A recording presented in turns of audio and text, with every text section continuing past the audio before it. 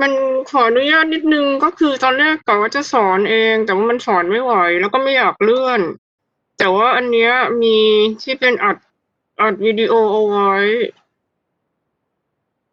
ก็เลยว่าเดี๋ยวอาจจะเป็นยังไงดีอะให้ฟังวิดีโอไปเนาะจะได้ไม่ต้องเลื่อนดีไหมแต่ข้อสอบมันไม่ยากถ้าวันนี้ควิซได้ก็ควิซเลยแต่ว่าถ้าควิซไม่ได้เดี๋ยวค่อยไปรวมสอบอีกทีหนึ่งตอนเขาเรียกว่าอะไรอะรวมกับของอันใหญ่อะอีกทีหนึ่งเนาะพอรู้เรื่องไหมอะขอโทษด้วย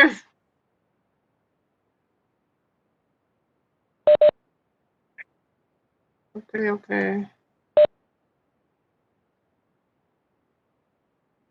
เออครบยังเหรออย่าเริ่มเลยดีกว่าเนาะหรือยังไงดีเริ่มหนึ่งก็ได้ครับผมขอไปครับหน้าจอแป๊บเดียวนะครับเดี๋ยวกลับมาใหม่แป๊บเดียว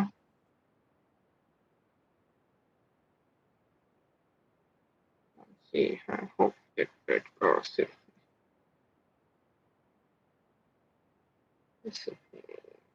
1024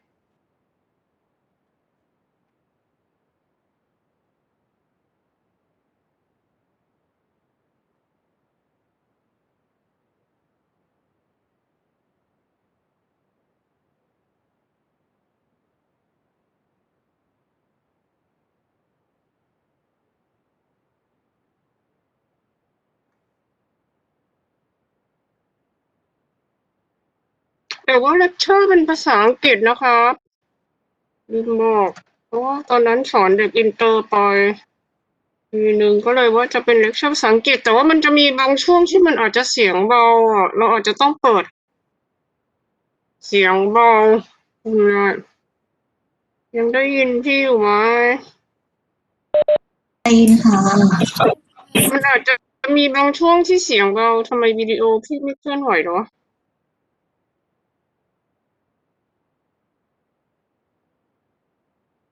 โอเคโอเค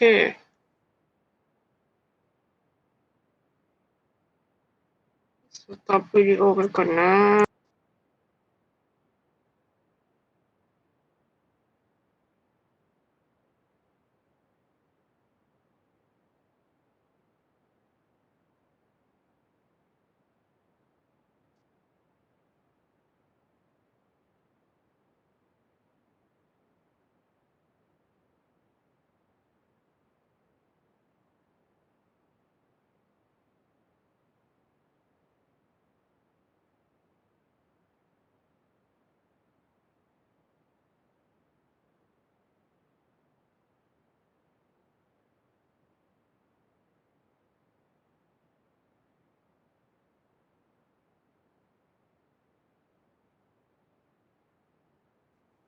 ได้ยินไหมคะได้ยินวิดีโอไหมไม่รู้คะ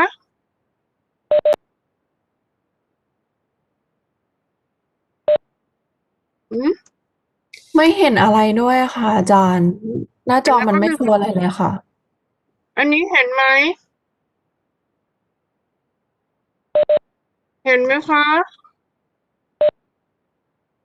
พี่ไม่เห็นว่าเราเห็นยังไงเดี๋ยวนะเอาใหม่นะอ๋อยังไม่ได้แชร์แป๊บนึงขอโทษ return to meeting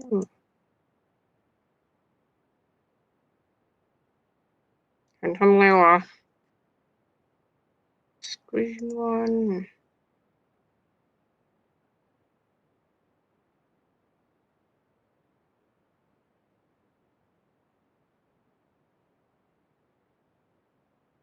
แชร์เห็นไหมคะเห็นยังเอ่ยแล้วค่ะอา เห็น จา แล้ว รย์ ค่ะ ได้ยินไหมอ่ะ ไม่มีเสียงนะครับ เลยค่ะ ฮะ เมื่อกี้เห็นแต่วิดีโอแต่ว่าไม่ได้ยินเสียงนะคะอาจารย์ ไม่ได้ยินเสียงเหรอ ค่ะ หรือว่าพี่ต้องไปมิวอันนี้ก่อนปะเดี๋ยวนะเมื่อคืนก็ลองดูแล้วนะว่ามันได้ยินเสียงอยู่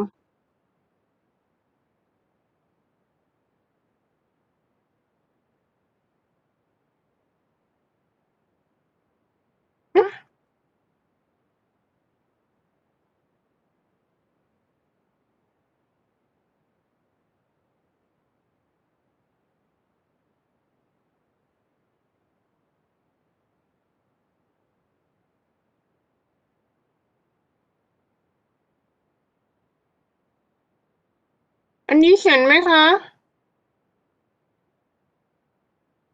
เห็นค่ะอาจารย์ เห็นนะได้ยินไหม ไม่ได้ยินนะคะ เอ๊ะ ไม่ได้ยินเหรอเดี๋ยวนะ อาจารย์ค่ะ หรือว่าอาจารย์จะส่งวิดีโอให้พวกหนูไปดูทีหลังดีอะคะ แป๊บนึงแต่เมื่อคืนที่ทำได้อยู่นะ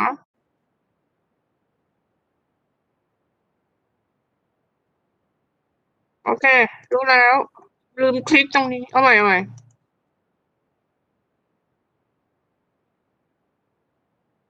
associated. People ได้ยิน can ไหม feel คะ dry mouth without having orgasms. โอเค Or people เอาใหม่นะ ขอโทษ okay. Second lecture is the salivary gland, ได้ยินไหม and I have to update it. We have the lecture now. ได้ยินครับ โอเค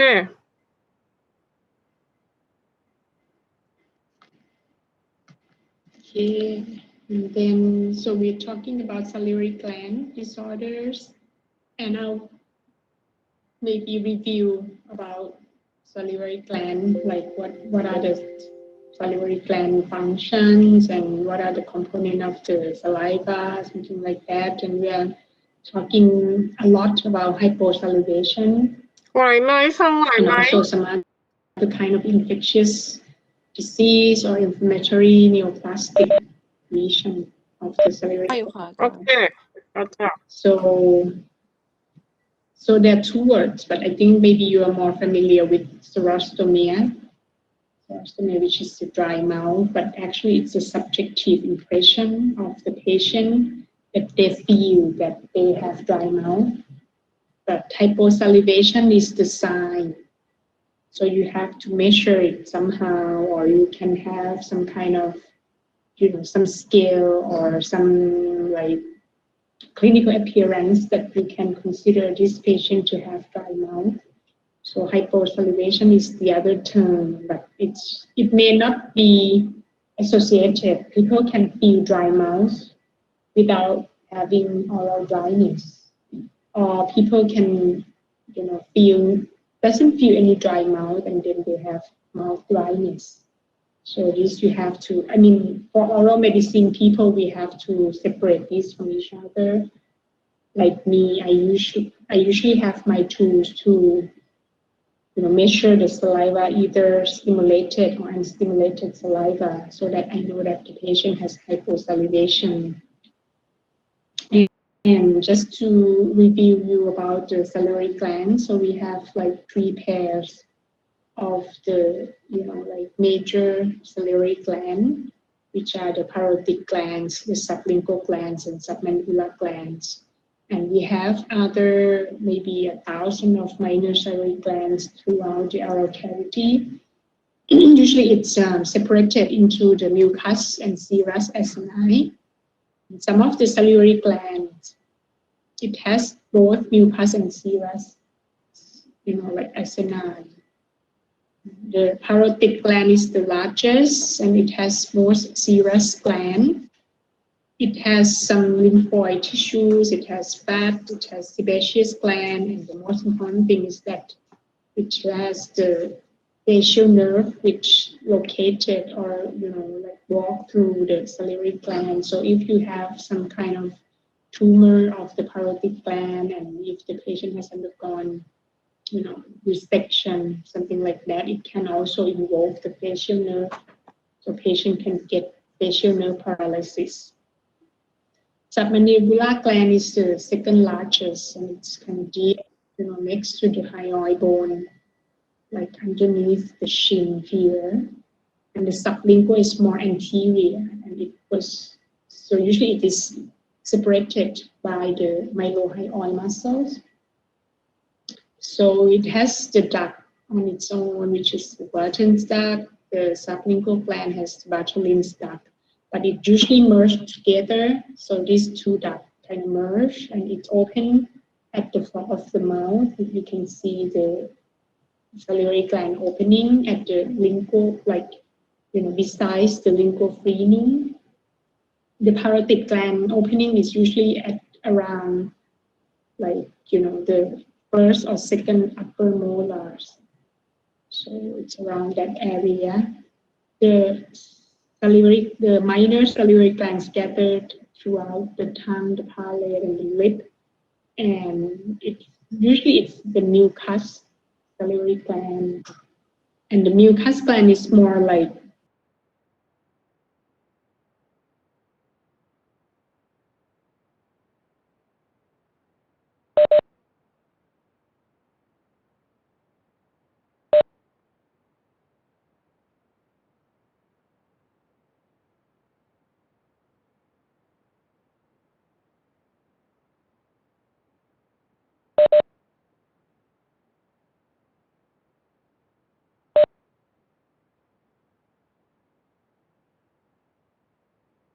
it has lysozyme, lactoferrin, lactoperoxidase, some of the chemical, especially the buffer system, which has the bicarbonate system. So it's kind of if you have the saliva coming out, ได้ acidic food. ตรงนี้ฟังยัง Kind of saliva, the serous saliva is watery. So when you are hungry, when you feel that you are eating some sour food, something like that, it's stimulated parotid gland, and you have more watery saliva. So a lot of functions for the salivary saliva, the protective function, the mechanical protection, microorganisms. It has lysozyme, lactoferrin, lactoperoxidase, some of the chemical, especially the buffer system, which has the bicarbonate system. So it's kind of buffer. If you have a lot of acidic food and you have the saliva coming out, then it buffer the acidic food.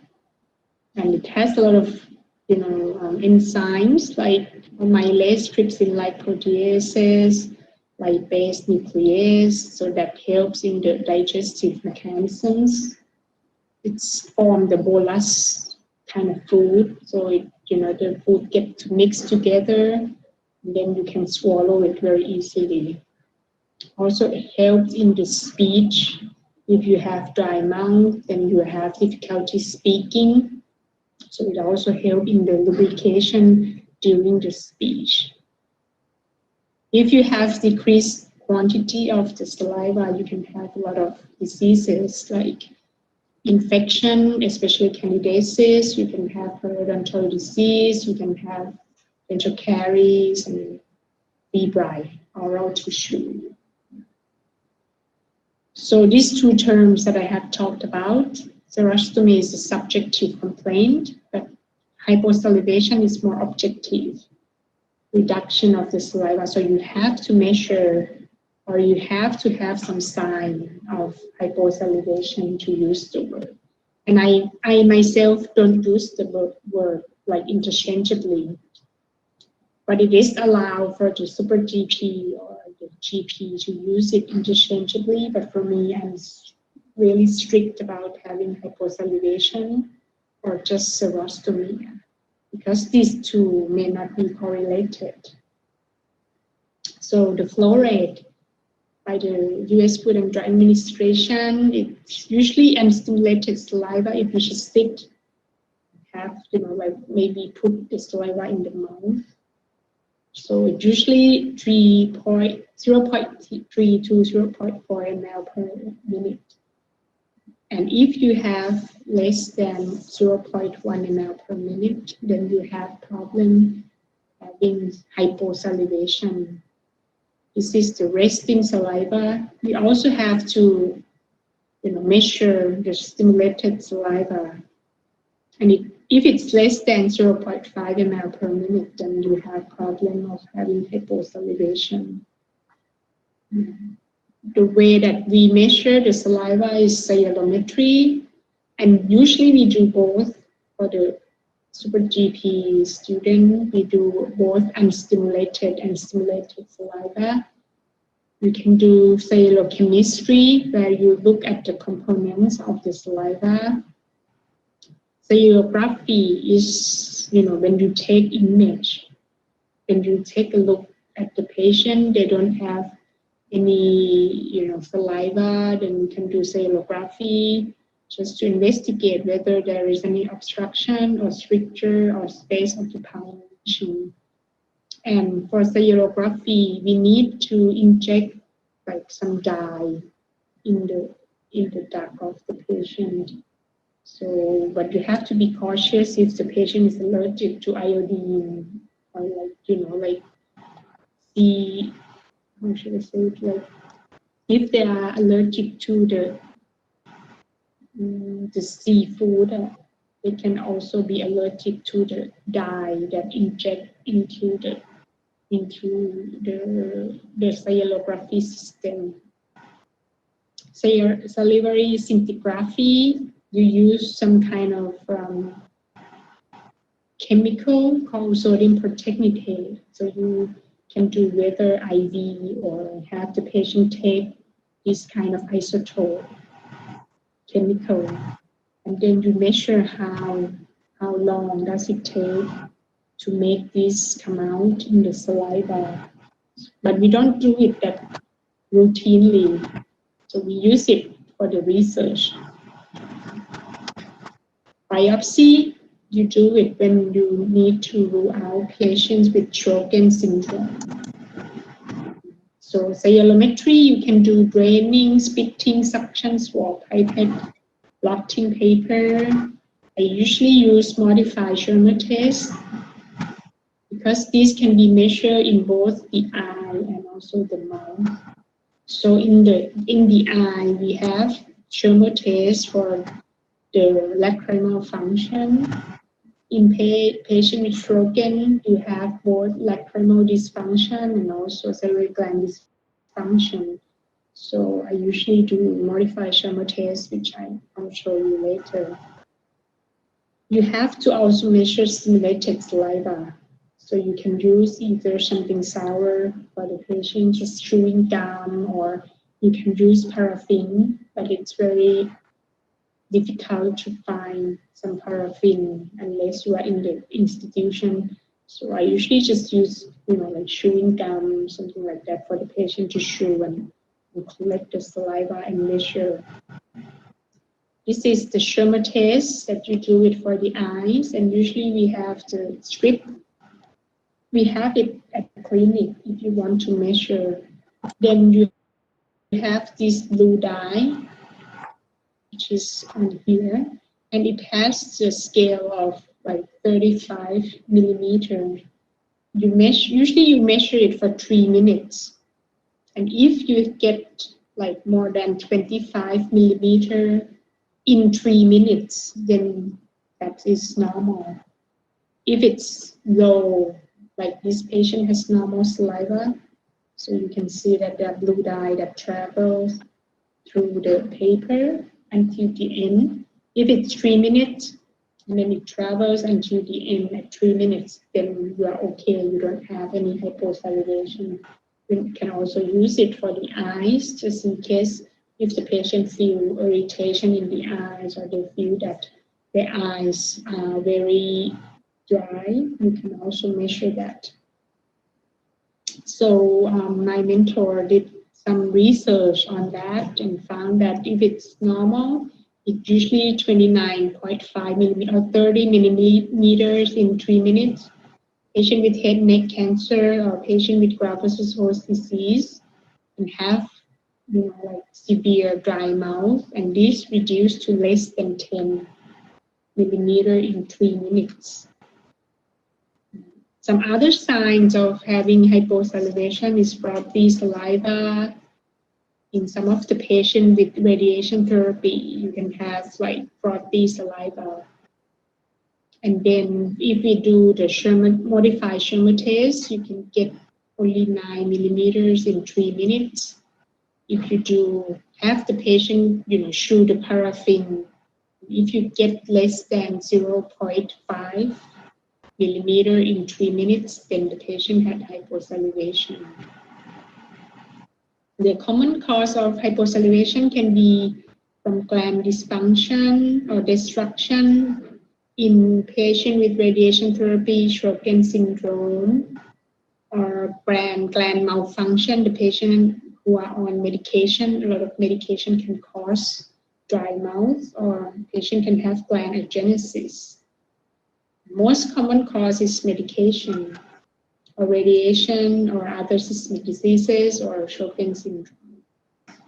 So a lot of medication can cause the hyposalivation, sedatives or antidepressant, antihistamine, hypertensive drugs can also cause dry mouth. So I did some research on that. And this is the healthy patient. In the patient with hypertension who are on medication, you can have reduced saliva, resting saliva, and also stimulated saliva also reduced when you are on medication. But for unstimulated saliva, you can see that it's below the normal range. But if you stimulate it, for example, have the patient chew whatever chewing gum, it can be stimulated. So it's not less than 0.5. So it can be not normal, but it can be produced. So you need to stimulate so that the patient will have more saliva. Radiation, so patient with nasopharyngeal carcinoma, patient with oral cancer, after they have more than 40 grays of radiation, they can start to have the hyposalivation. So like this, you have, especially smooth surface caries. So you have to see whether the patient has hyposalivation-induced caries. Systemic diseases like diabetes, dehydration, some granulomatous diseases, myeloidosis, HIV patients, cystic fibrosis can also cause the hyposalivation. And Sjögren syndrome is the other syndrome that causes dry eye and dry mouth. They have primary Sjögren and secondary Sjögren syndrome. And the secondary Sjögren syndrome, you can have some other connective tissue diseases like SLE or graft-versus-host disease or sarcoidosis. So you have to ask the patient whether they have, sometimes they have pain in the joint, they have stiffness in the skin, like that. So we have to also ask about that. And the most important thing is that for a patient with Sjögren syndrome, they can develop malignant lymphoma. So you have to be very cautious about the patient with Sjögren syndrome. And you have to have them check whether they have lymphoma or not. So the clinical features are dry mouth, dry eye. They can have angular cheilitis. They can have candidiasis, burning mucosal symptoms. And usually you have the swelling of the parotid gland. It can be both sides or it can be one side. This is the patient with Sjögren syndrome. She has very dry mouth, and you can see some kind of depapillation of the tongue. And the eyes is also red, it gets irritated. Or in this patient with Sjögren syndrome, you can see that the patient has a lot of caries lesion, although we did very good fillings, and then you have got secondary caries. Like that. smooth surface caries, one of the character that you have to measure the saliva. Usually we have three kinds of caries. We have, pit and fissure caries, we have proximal caries, and we have smooth surface caries. So if the patient has smooth surface caries, you have to also think about hyposalivation-induced caries. And the way we diagnose the patient with Sjogren's syndrome is to do lip biopsy. So you take part of the tissue from the lip, and you can see that the lymphocytes infiltration that destroy the gland. So you can count the foci of lymphocytes. So these are the patient with Sjogren's syndrome. And lymphoma is the most important thing that you have to also monitor the patient, whether they will develop lymphoma or not. The way we also diagnose Sjogren's syndrome is to send patient for the blood test. We usually test for ANA or anti-nuclear antibody. We test for the SSA and SSB. These can be drawn by the blood, have blood drawn, and then send for the anti-Ro and anti-La antibody. Also have to check whether they have rheumatoid factor increase or ESR or some other kind of immunoglobulin increase of immunoglobulin levels. So check for the Sjogren's syndrome. Usually we do modified Schirmer tests. We test for the eye and we test for the saliva. And also the most important thing for the doctor is to take a lip biopsy. This is the product. Actually, it's changed. Right? This is the Serostomia mouthwash. You can buy it. Or you have some other kind of lubricant. This is like an example. So it belongs to it's a foundation that's founded by the King Rama IX. This is like the oral moisturizing jelly. It's for free. And it has some strawberry flavor. So the patient take, and make it moisture in the mouth. This is for free, and you can get it for free for the patient who are on radiation therapy. Something like that. Usually in the US, I use a lot of pilocarpine, but in Thailand, I have never used it. It's very hard to get. You have to be in the big hospital to get pilocarpine or cevimeline. But we usually order it for the patient with dry mouth. We can do drug modification. We can ask the patient to sip the water very often. For dental caries, we may need fluoride application. We also need to monitor for the oral infection, especially candidiasis. So sip water very often. Serostomia mouthwash can be used. Stop drinking a lot of caffeinated drink, because it can also make it, so it's kind of make the patient go to the toilet more often. Caffeine it's like diuretic, so you can also ask the patient to reduce drinking caffeinated drink.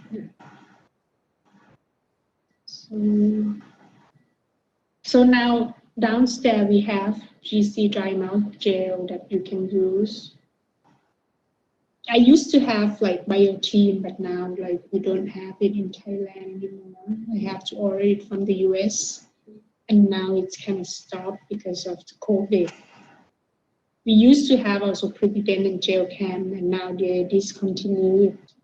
So fluoride application. This is 5,000 ppm fluoride gel, but I think they still sell it in the US, so but not in Thailand anymore. For candida infection, you can use nystatin or micronazole gel to manage the candida infection. Also, the patient can have coated tongue. So we can ask the patient to scrape their tongue, use tongue cleanser, something like that. So we have, in our faculty, we have GC dry mouth gel, we have oral moisturizing gel like this, we have Serosmere mouthwash like this. Other stimulating agent, it's preferable for the patient to stimulate their own saliva if it's not really totally destroyed. For example, if the patient are on medication, the salivary gland can still be working. So you ask the patient to stimulate it more often so that we can get, some other kind of chemicals like buffering system, or, you can get like some kind of antifungal or antibacterial, like, components like lactoprinol, lactoperoxidase. So we ask the patient to chew sugarless chewing gum, something like that. And then sip water more often, not just to drink a lot of water, but we just ask them to sip like small sip of water more often, something like that. We have 2% pilocarpine eye drops, which you can use like 4 or 5 drops in 1 tablespoon water used to rinse the mouth, but it's not quite as effective as using pilocarpine. But this I used to ask the patient, but they hate it. They said that it's kind of bitter, or it's not convenient for the patient to use. So this is the other kind. We have strawberry. We have like honey lime flavor. This is for free. You can call the foundation. What should I call it? The Dental Innovation Foundation belongs to the King. And this is for free, and they're distributed out in the suburban area also. We also have something else like Nutri Jelly. This is for the patient who cannot eat, and they have some kind of nutritious like jello, so the patient can take maybe 2 or 3 cups a day. And it has a lot of flavors, like this is like passion fruit flavor. So it stimulates some saliva also. So some other kind of salivary diseases like infection, mum. I think maybe Rafa, your daughter name. Rafa has to have vaccination, right? She has vaccination. Mum, rubella, measles. They have to, bacteria, infection, obstructive, like cellulolithiasis. You could see we're talking about necrotizing cellulometaplasia, neoplasms like benign and malignant tumor. So MUM is caused by paramyxovirus, and this virus likes to attack the salivary tissue and testes and pancreas and CNS. So it's very easy to be transmitted. We just cough to each other in the like nursery, those kind of things. So the transmission is very easy. And you have salivary gland enlargement, fever, malaise or pain, headache, loss of appetite for the kids. So the other thing that you have to consider if you are grown up, and then if you are a man, if you have MUM, you can have orchitis, which is the sterile. It attacks the testes, and you can get sterilization, or cannot have any kids anymore. So you have to be careful if you get MUMs when you are grown up. Cellulolithiasis is like a salivary stone. So the mucus is kind of get calcification, it usually occurs in the submandibular duct because it's kind of anti-gravity. So it's usually, get some kind of accumulation of the saliva or mucus in the duct of the submandibular gland, and then after it gets calcification, it get obstruction. So usually you feel pain or discomfort prior to the meal. You can send for cystoscopy or CT or ultrasound. The treatment is to removal. If it's very big, you can see some of this stone in the salivary duct. And when you remove it, it's kind of big. Like this, you can see the radiopaque lesion at the floor of the mouth, and this is after removal. You can also have cellulolithiasis in the parotid gland. So this is in the parotid gland. The patient can feel pain when they have meal. But this is very hard to remove because it's kind of scattered throughout the parotid gland. So sometimes we have to remove all the tissue of the parotid gland. This is the cellulolith of the minor salivary gland. It's kind of yellow in color. After I remove it out, and then you can see that there are some of the cellulolith, and you are surrounded by the duct of the gland, by the duct of the salivary gland. Mucocele is the other lesion that we can find more often in kids and adolescents. It started from having trauma, and then now you have two kinds, as I talked about, mucus extravasation or mucus retention. So it can be, like outside of the duct or inside of the duct. So usually mucus extravasation is most common on the lower lip. It more commonly occur. It comes and usually there is trauma that associated with mucus extravasation, but mucus retention is rarely occurring in the lower lip. It's more often in the floor of the mouth, so that it can also be part of the cellulolith. And these usually come with, people say that, oh, I have bit my mouth or my lip before. Lesion usually change in size. It's kind of growing big, and then now it's kind of broke out, and then there's some fluid that come out, and then it gets, smaller. So it's wax and vein. And like mucus retention, which kind of grow bigger and bigger on the lower lip. This is the other thing called superficial mucocele. So it has also trauma at the area, and you have this kind of saliva that kind of gets, extravasate. Granula is the other thing that is happening in the floor of the mouth. So mucocele can have, like mucus in the tissue. And the differential diagnosis could be fibroma, lipoma, vascular malformation, malignant salivary gland tumor, benign salivary gland tumor. The difference is the color may be different.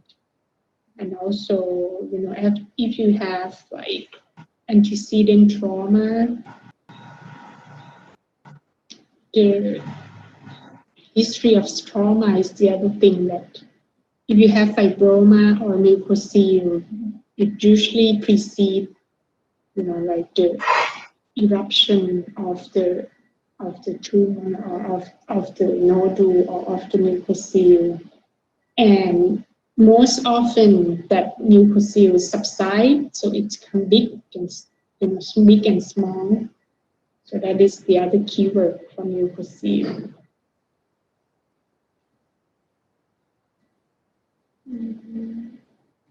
Go. So vascular malformation, we have talked about some kind of pigmented or color lesion. When you palpate it, you can feel that there are some kind of pulsate, like, make it like vascular malformation. Fibroma, we talked about it in the earlier lesson, that it can be pink. It may not have any content, something like that. Lipoma is also the other one that when you stretch it, it looks like yellowish kind of color. So usually we do excision. I usually observe it for 1 or 2 months. And then, we can use some kind of steroid, like low potency steroid, or we can use Socoserial just to make sure that if the duct can be, restored by itself, then now the fluid can be getting out by itself, and then we have spontaneous healing. But if it's beyond 2 months or 3 months, then you need to get some surgical excision like this. And I have waited for 2 or 3 months. It did not disappear, so I did biopsy. So this is quite big, and it's kind of ill-defined margin.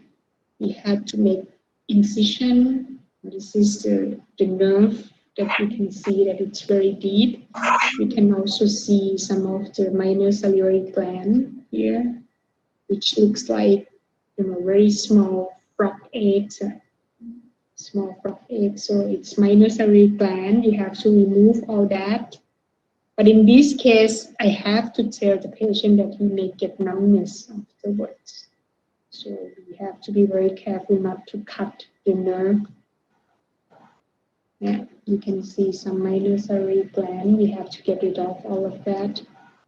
And then the other thing is that when you make a suture, don't make it too tight, because you can injure the adjacent salivary gland, minor salivary gland. So you have to be very careful. And if you don't have proper excision, it can come back very easily. Second thing is that you have to also remove the irritation. If the patient has like malocclusion, if the patient needs to sleep very often, sometimes I also consider making a night guard for the patient, soft night guard for the patient, just in case if he has many recur, then we have to make night guard for the patient. Like this, I did injection and then make electrical incision, and you can see some of the salivary gland, minor salivary gland here. We have to remove all those and make sure that everything's clear. Then we make a suture. But I usually do like a little bit loose suture, otherwise it keep coming back, because if you make it too tight, it will injure some other adjacent salivary gland. The other thing you have to be careful, like in this case, he has very sharp tooth. This person has very sharp tooth, so you have to be very careful about maybe grinding the tooth or getting rid of the, like irritation or contributing factor. Necrotizing cellular metaplasia is the other thing that you can find after you have injection or infarction of the area, especially when you do local injection at the palate. And we do, sometimes we did inject it so hard that, so quick that we see the pale, we see that the tissue is pale, so that we make sure that, the patient get, totally numb at the area, but actually you also cause infarction of the area. So it usually occurs after local injection or trauma. This patient, she has endodontic treatment, and every time she has received injection for the endodontic treatment, and then she has this ulcer at the adjacent injected site, something like that. So afterward, it can heal by itself, but the patient always complain about having pain.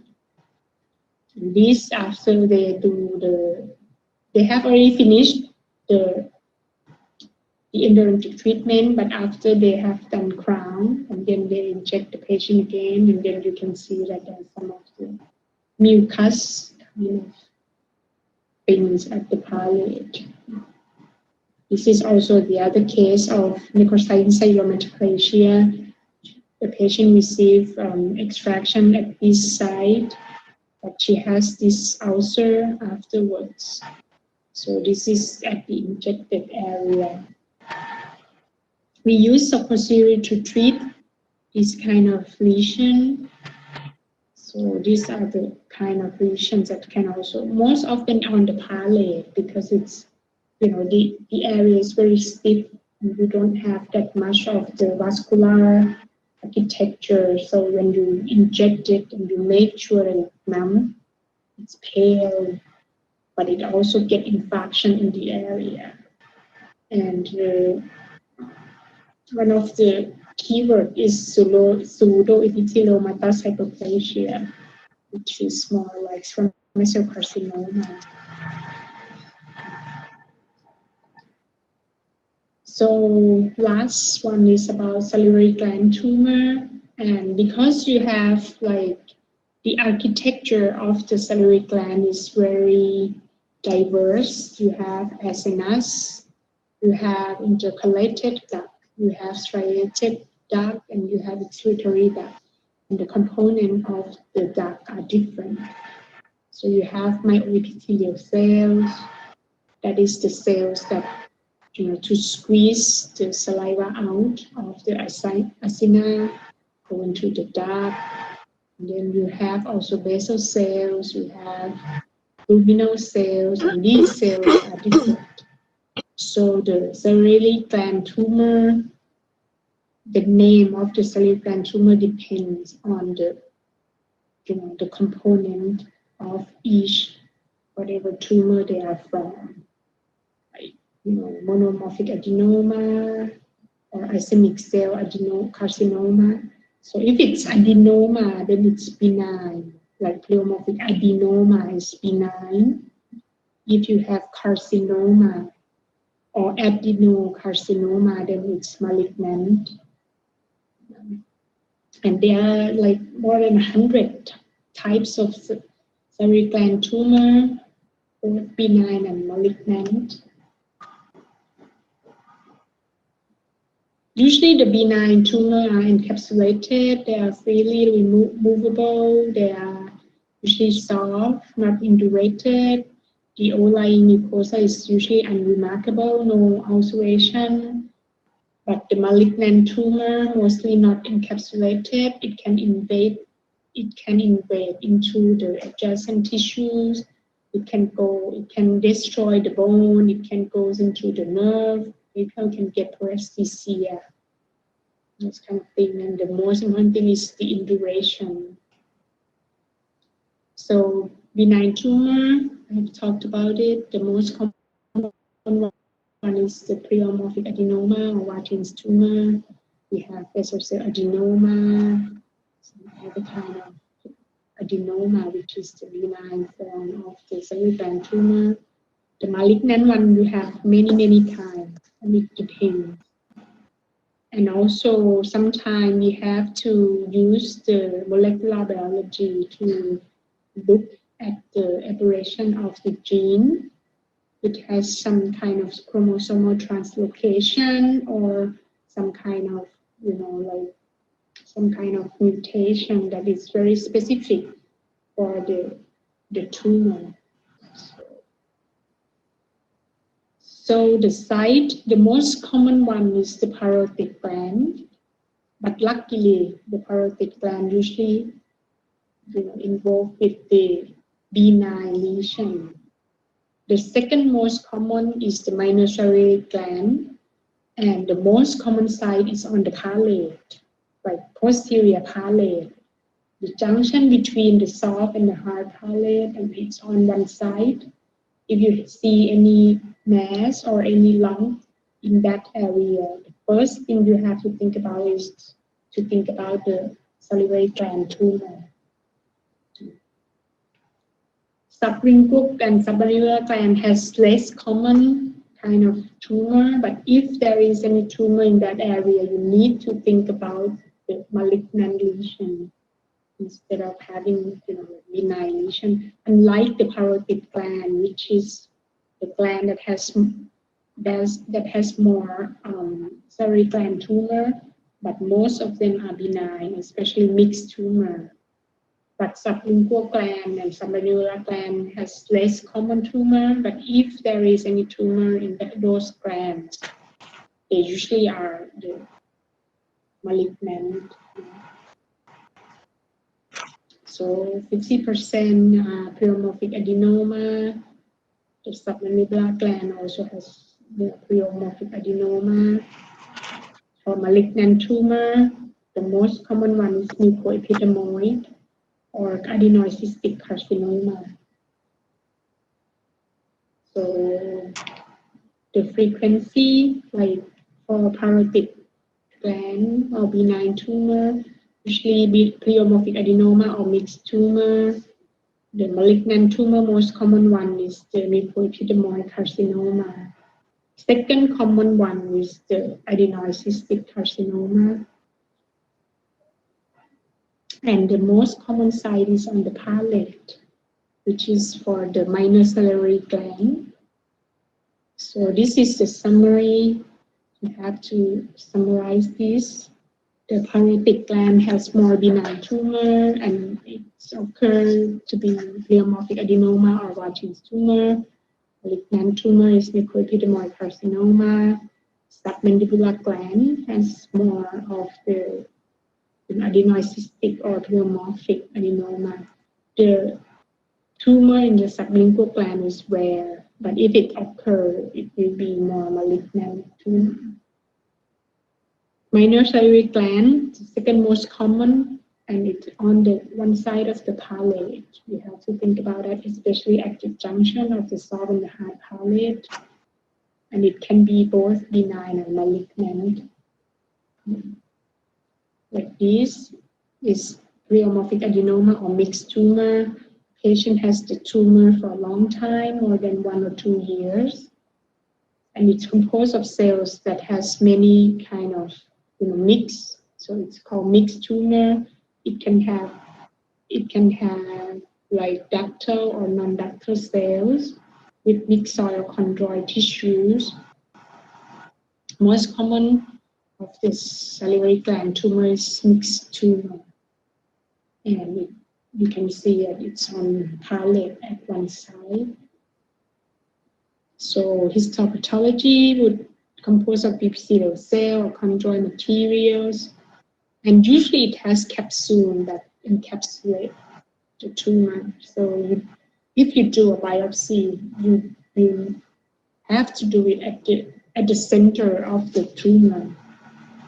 If you make a biopsy at the edge of the tumor, that will destroy the capsule. It will be spread out, so you don't need to do that.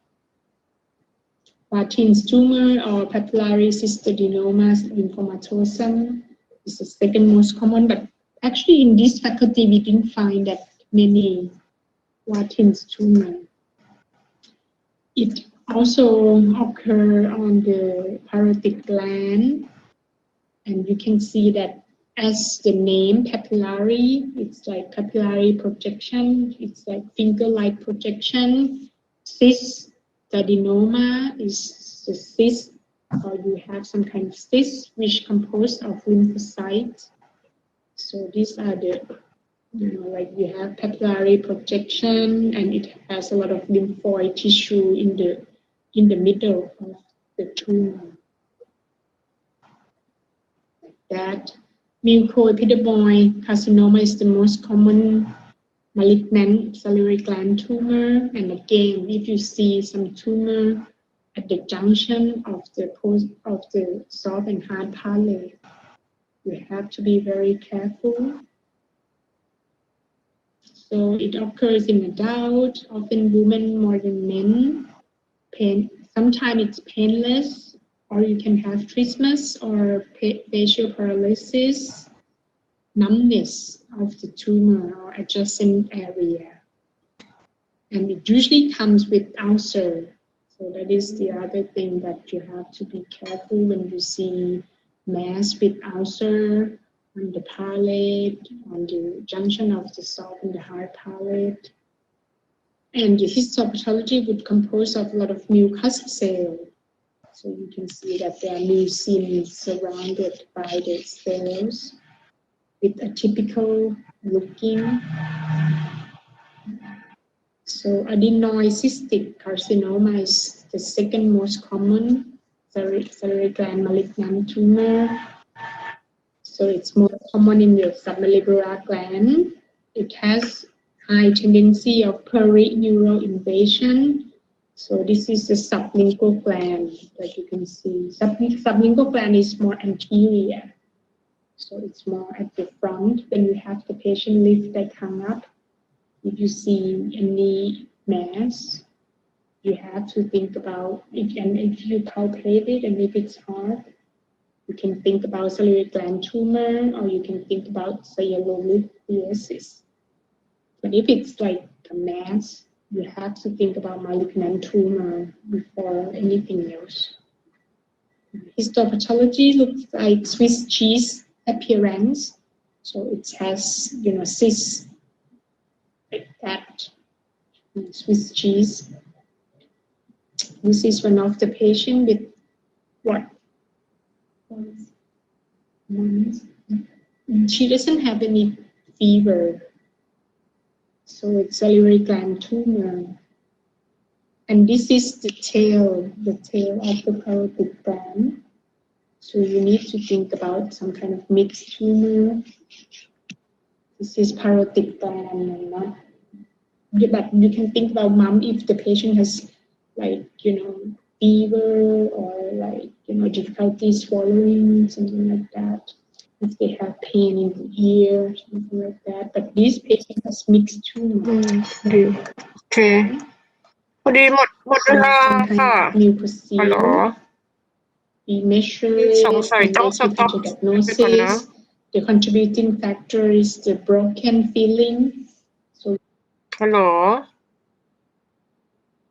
ค่ะอาจารย์ มันหมดเวลาเดี๋ยวหนูต้องไปเรียนอีกวิชาหนึ่งใช่ไหมคะ แต่เคสมันไม่มีอะไรจ้าแต่เคสอะไม่มีอะไรมันเป็นเกี่ยวกับมิวโคซิลก็เดี๋ยวไปเปิดดูเอาในเอกสารก็ได้เนาะแต่พี่กลัวว่ากินเวลาของอาจารย์อีกท่านหนึ่งแล้วก็ถ้ามีอะไรเดี๋ยวพี่เอาไงดีวะจดอีเมลไปไหมหรือใส่ในแชทเดี๋ยวใส่อีเมลในแชทให้เนาะถ้ามีอะไรก็อีเมลมาถามแล้วก็แล้วกันดีไหม ตอนแรกนึกว่าจะควิซแต่ไม่มีเวลาแล้ว วิดีโอได้ไหมอะคะพอดีบางอันจดไม่ทันเลยอะค่ะ อะไรนะคะ มีแฮนด์เอาท์ให้เนาะ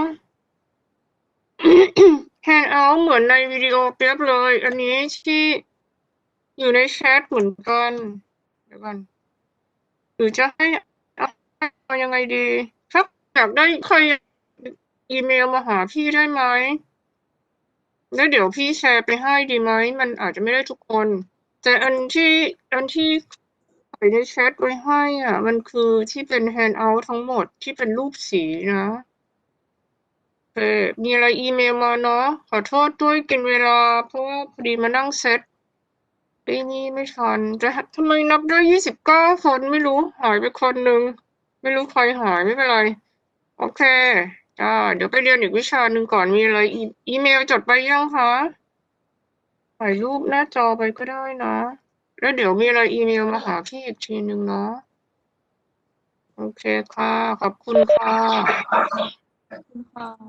ค่ะได้ค่ะ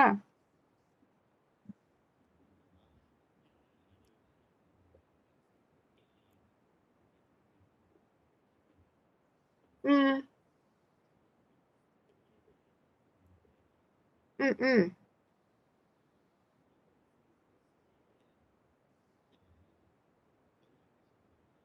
โอ๊ยข้อสอบ ไม่ต้องห่วงเรื่องข้อสอบ ข้อสอบไม่ยากถามง่ายมาก ไม่ได้นั่นอะไรเลย